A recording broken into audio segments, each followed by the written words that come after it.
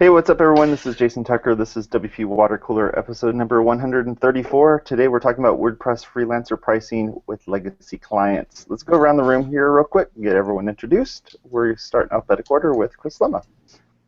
Hi there, I'm Chris, and I blog over at chrislema.com. I'm also the CTO and Chief Strategist at a WordPress agency called Crowd Favorite, and I run the North County San Diego WordPress Meetup. Awesome. Chris Perryman, tell us about yourself. Hello, my name is Chris Perryman. I am a WordPress developer and designer and the founder at Mind Blowing Things. Also creative director. What about you, Kori? Tell us about yourself. Hey y'all, my name is Kori Ashton. I run a little web development firm here in San Antonio, Texas called WebTegrity. I'm also co-organizer of our meetup group here in San Antonio. And I run a little YouTube channel for WordPress Wednesdays. Every Wednesday we release a video that tells you cool stuff to do with WordPress. That's what I do. Awesome. What's the name of that channel? It is youtube.com/WebTegrity. Awesome. We'll make sure we'll link up to that. Oh, what about you, Natalie? Tell us about yourself. Hi, I'm Natalie MacLees. I'm founder and principal of Purple Pen Productions, an agency building websites for small businesses and nonprofits, and also the chapter leader for Girl Develop It Los Angeles, who does coding classes for women. Awesome. Russell, tell us about yourself. Hi, my name is Chris Lema. I blog over at chrislema.com. And, my name's Russ. I speak at WordCamps. I have a little plugin called Gravity Styles to help you style Gravity forms easier. I'm a WordPress enthusiast, and I'm a WP Engine fan. Very cool. What about you, Say? Oh, my name is Say Reed, and I make WordPress, do WordPress, teach WordPress, love WordPress at Say Reed Media on all the things. What about you, Suzette? Hello, everybody. I'm Suzette Franck, and I'm a teacher with Girl Develop It, and I'm also a WordPress freelancer. Very cool. I'm Jason Tucker. You can find me, Jason Tucker, on Twitter, and I blog over at WPmedia.pro and jasontucker.us. So, Suzette, this is all about you. Yes. She's like, yes, it is. And we would love to intro us a little bit about what's going on with this, and kind of what brought you to this particular topic. Well, I've been doing web for about 20 years, and in that time I've had like large chunks where I've done a lot of freelancing, and then I've had large chunks where I've worked with the company. So now I'm back to freelancing, but I have like these other customers that are kind of left over from like 10 and 20 years ago. And they want me to do work for them. And I'm like, you realize like my price has gone up a little since I worked with you. Because I started at $15 an hour when I started doing web stuff. Yeah, $15 an hour, and now I'm quite a bit above that. And so I wanted to see what other people's experiences was with dealing with these clients that have been like around, and like your prices have gone up, and you can't really afford to do work at that rate that you used to anymore. But you want to, rather, you want to get paid for what you're worth, or what the other clients are paying you. So I wanted to just see what other people had done in the past when they've come across this situation and how they handled it.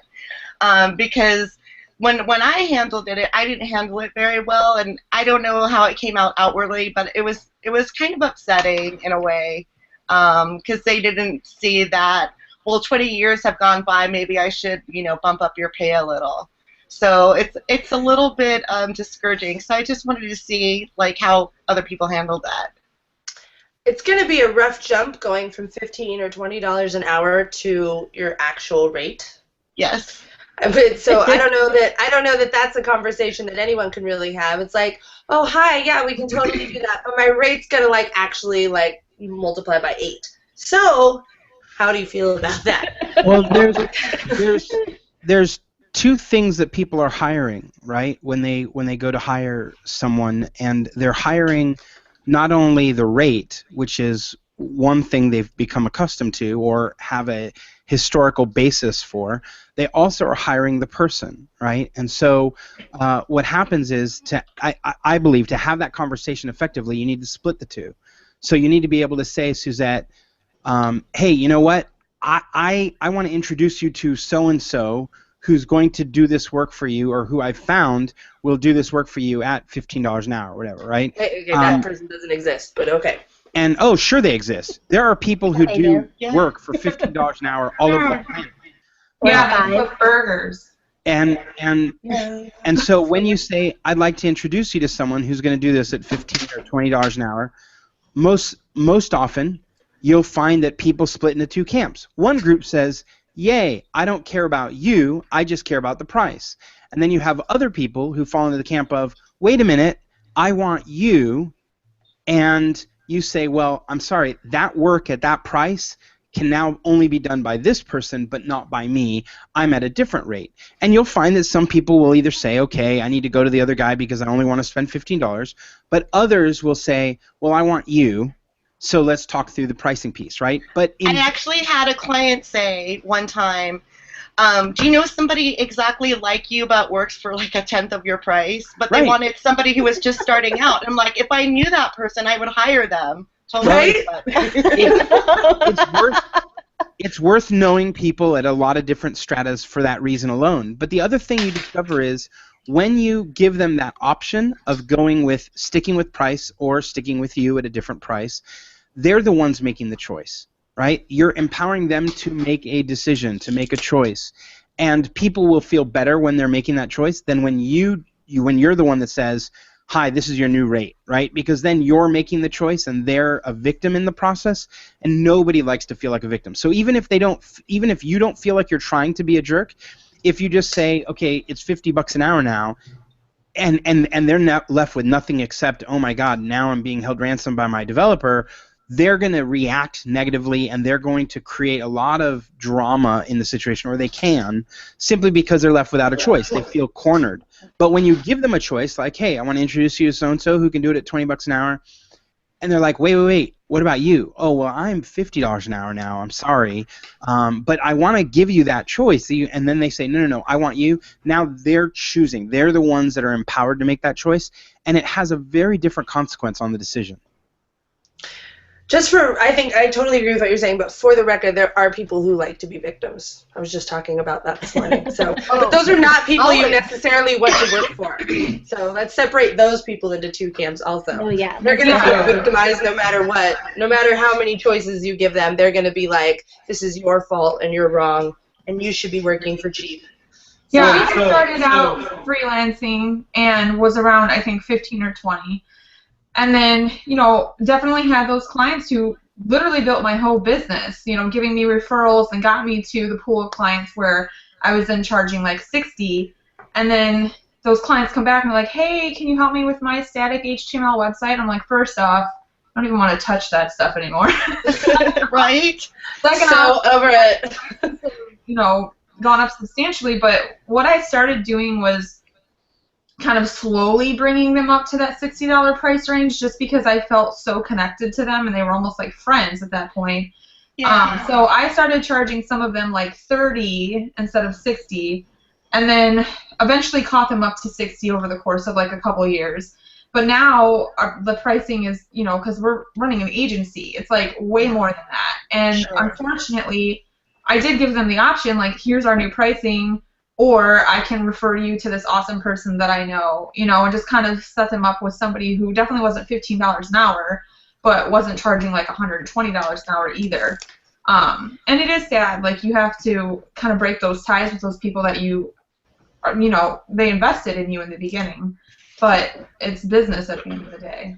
I think when you do that and you give those clients, so you're giving the client the $30 rate instead of $60 rate, I think what's really important to do is actually charge them the $60 rate and then discount it with a percentage, because then you're not like, oh, your rate's $30. It's like the rate's actually $60 or $70 or whatever it is, but I'm giving it to you as a legacy discount or as a, bro deal, whatever you want to call it. That way they understand, because, I'm from California, so it's bro deal.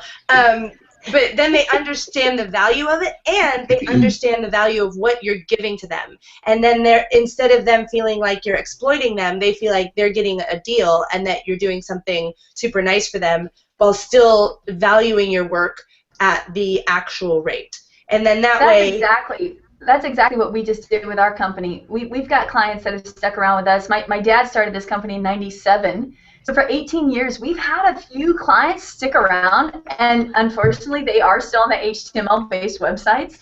What we've done is try to challenge them with the whole responsive movement to actually hope that they would move to an upgraded environment and bring them into WordPress. And we've seen some of our older clients, convert them.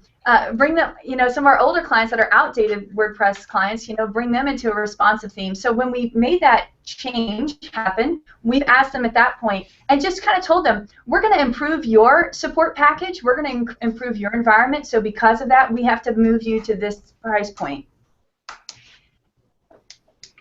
So I have my very first ever freelance client is still my client. I built her site for her in 2003.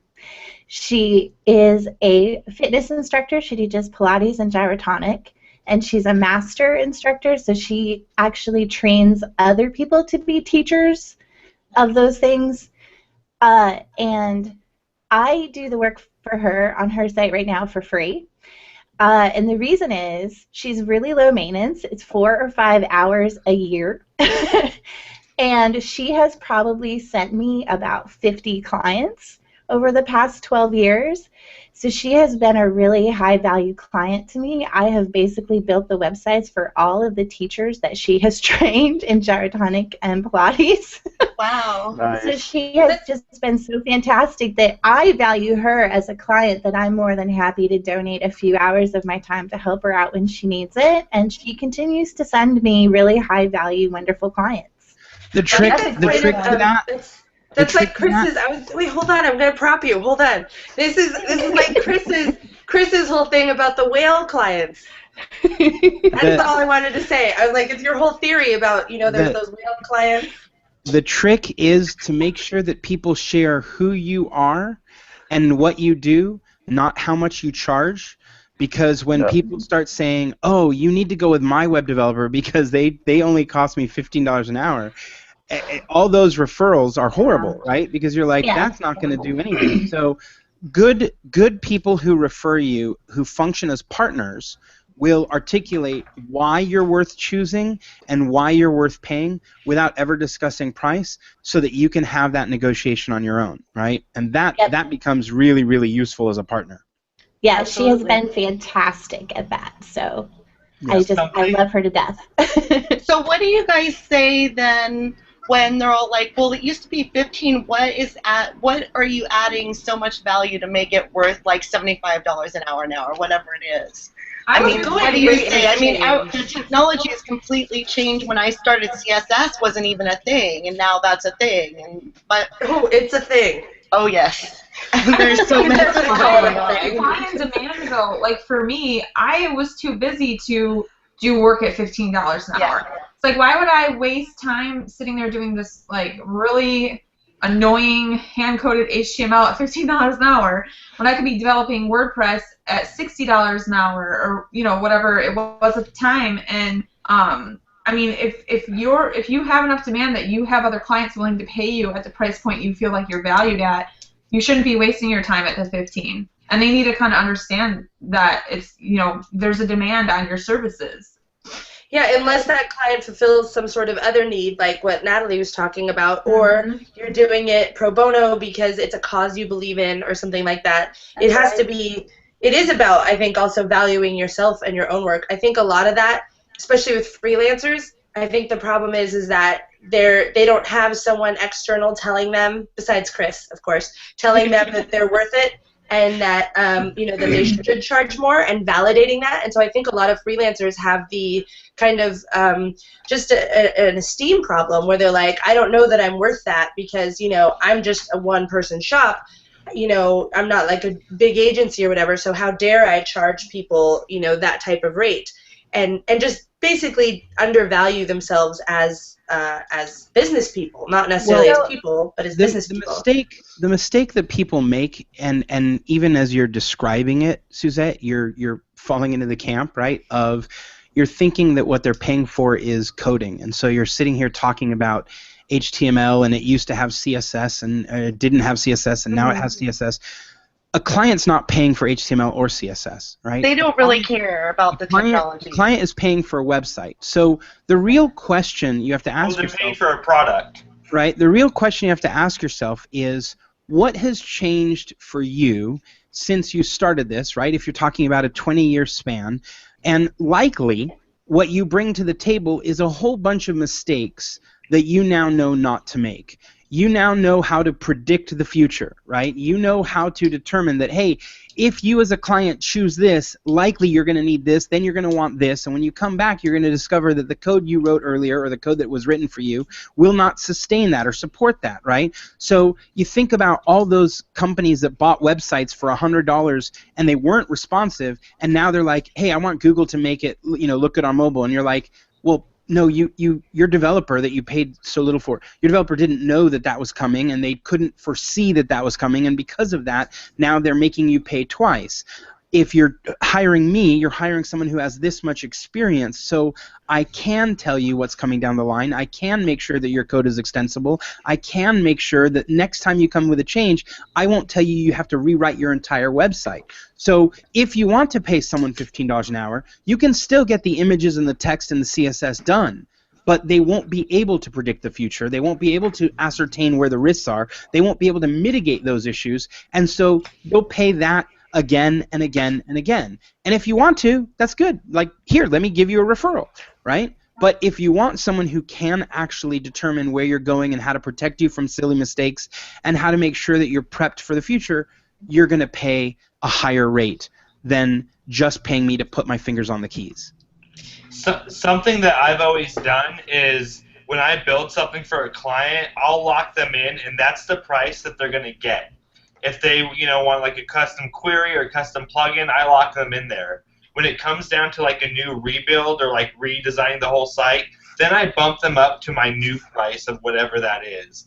I feel like locking my client in. I want to hold clients. I don't want to get rid of them or refer them away, because then I lose them possibly forever. And that's what we do at the mortgage company. If we want to keep their business, we'll waive fees or we'll waive small little things.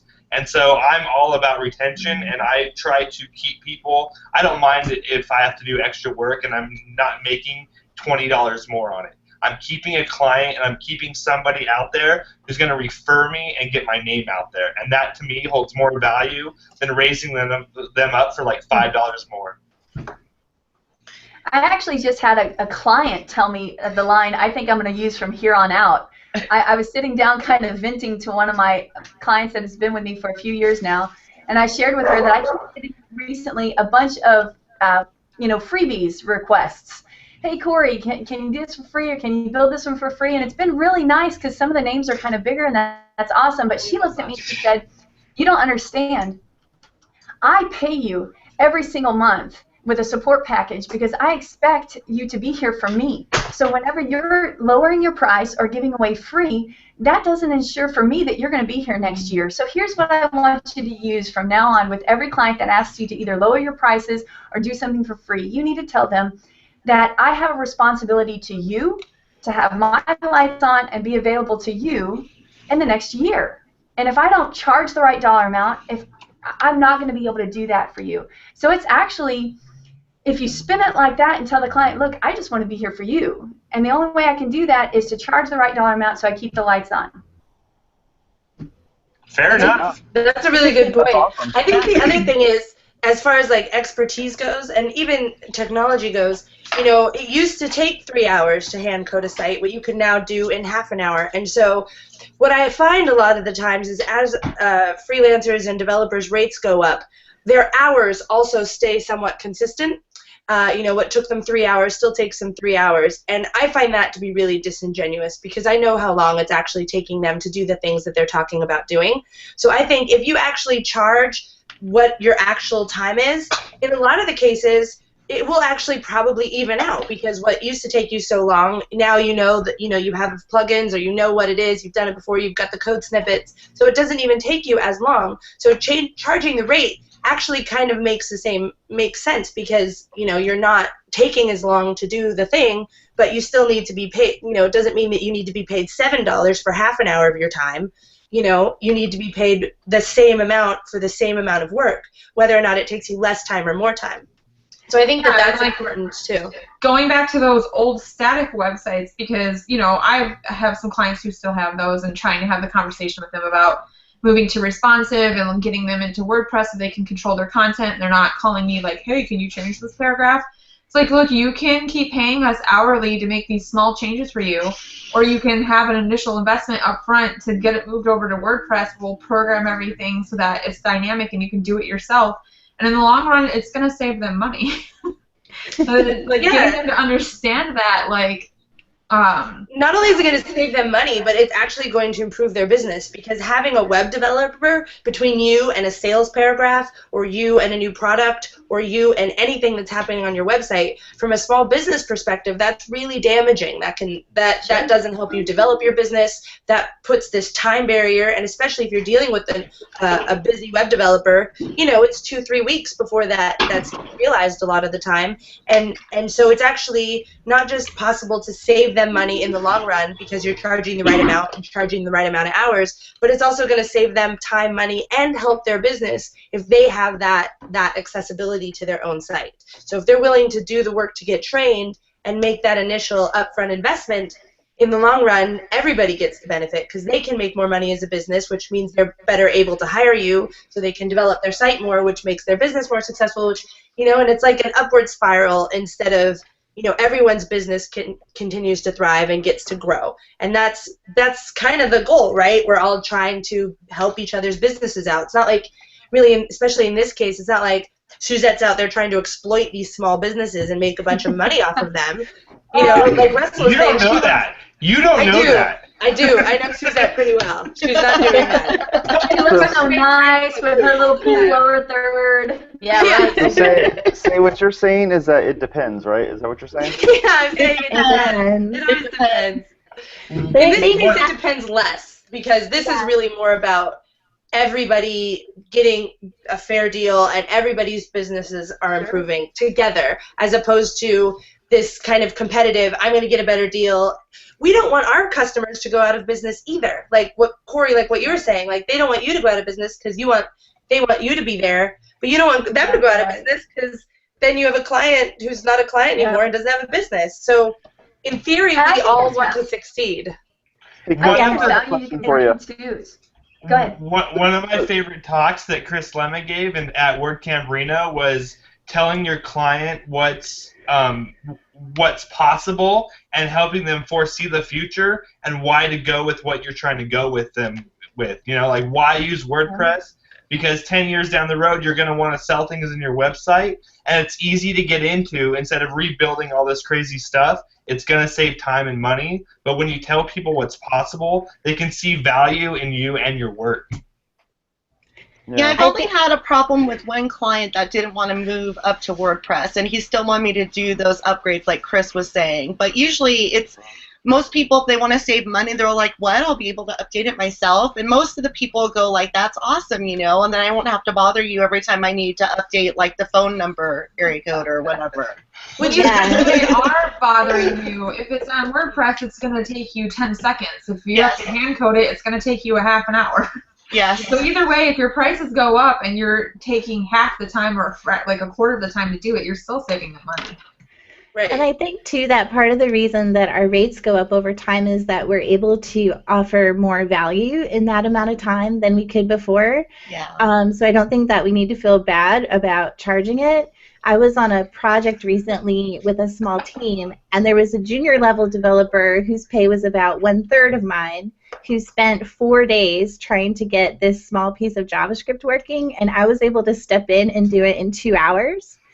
I actually ended up even being the one who actually made it work. I got paid less than he did, even though his rate was 1/3 of mine, because he spent 4 days doing something that took me 2 hours. Exactly. So you're actually cheaper, even though you like on paper on the per hourly rate look like you're way more. And it's like that's what people don't see. And I think trying to convey that is difficult because everyone sees that hourly rate. I think that's one of the reasons too that people are like, don't use the hourly rate because if they're looking at project to project, that makes a lot more sense as opposed to if you see $100 an hour, everyone's red flag goes up and it's like, how are you making $100 an hour? And then you tell them, well, it's only going to take me 2 hours. And they're like, well, if it only takes you 2 hours, what the hell?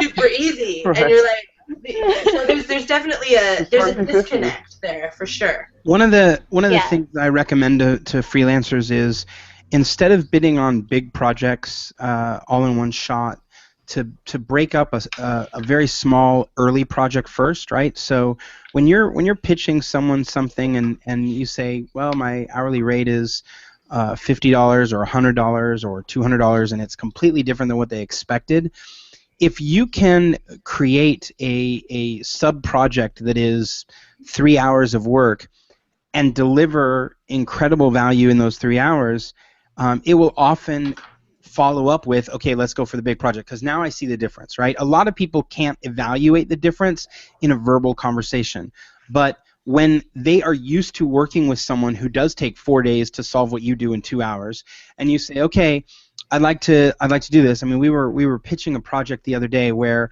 they had worked with a company. The company was quite large. They were paying an astronomical rate to get something done.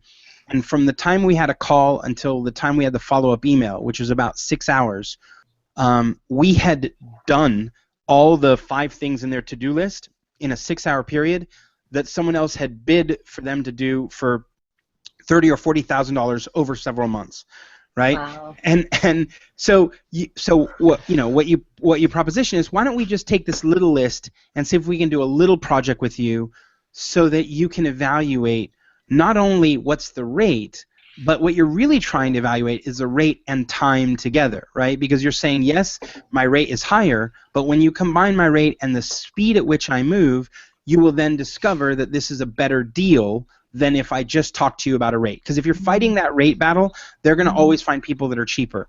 When you're talking about rate times elapsed time or effort time, then you're now saying, well, can you find someone cheaper than this, right? Because I just knocked out all your issues for, roughly speaking, $1,000 instead of $30,000, right? And then they're like, yes, we want project 2. We want to work with you again, right? So help them compare apples to apples then. Yeah, right. It's about value and what that is. Isn't that's the end of your equation, like money or rate times time equals value or something like that, basically. Should be an equation. And sometimes you just got to let them go. Right? Sometimes you just got to let the client go, and that's okay. And ultimately, you'll have better time spent with your company. You're not chasing your tail anymore, and you don't have that frustration. That's exactly what we had to do with our company. We literally had my mom, dad, and I. My mom and dad are my business partners. We went through our list and just checked off. Okay, these either have to step up or move on, because we're not going to go through this anymore. They're too much of a hassle, and they don't value our time. That's what's unfortunate. You know. So that's the unfortunate thing. If you have a client, like what Natalie was saying, who just loves you and gives back to you, then that's a totally different situation. But if you got those little leeches that just hang on and they either talk rudely to you or, you know, they just don't value you. And those people exist. Like I just had, the work that I do with the Small Business Development Center is free work. Like people can come see me for free, but they can't see me all the time because of the way that our system works. But I had a client recently who was like, well, this is taking too long. She'd canceled appointments, by the way, and not doing her homework, so not my problem. But she's like, this is taking too long. I want to hire somebody. Who can you find to hire that will do what you're doing, which is teach her how to do it, not doing it for her. She's like, I don't want someone to do it for me. I want someone to teach me how to do it and meet with me maybe twice a week and maybe for like, $20, $25 a week. And I'm like, wow. So that doesn't actually exist. Like, and if you find that person, please let me know because I will use them all the time. But that's the thing, is the misconception of people's understanding of what's out there, and they're, a lot of times it's just about miseducation or no education. They don't understand the world they're trying to get into, and I think that's where we have to step up and educate the client and not just be about, well, this is my rate and that's what's happening, but explain the system so that even if they don't hire us, they go on to the next developer with a little more awareness, or they can then value, Fiverr or whatever they go to next. Exactly. Fiverr. Yep. Well, that's about it for today. If you want to learn about how to fire clients and stuff like that, if you go to zengi.com, I think Steve posted that like 2 years ago, so that was like 3 posts ago. So make sure you go to that website and check that out. If you want to learn about all these other things, you check out Chris's site. Chris posts a ton of stuff about interacting with clients. Pricing. On Chris Lema's site. I would like to say here for the record that I do believe that Chris Lema in the last 2 years has single-handedly changed WordPress pricing structure. So blame him or thank him. I believe that for a fact. No, it's true. We probably wouldn't I have a story that can prove that. Ben Fox, who does Sidekick.Pro, his partner won't let him do anything with their business unless he directly shows the chrislema.com blog that proves why they should move this way. Awesome. No, that's an endorsement right there, Chris. Crazy. Go to our website at WPwatercooler.com and click on the links there. If you like this, find the little thumbs up button somewhere on this video and click on that. If you don't want to watch us and you just want to listen to us, we're available as a podcast. Who does want to see this? Have a good rest of your day. Bye-bye.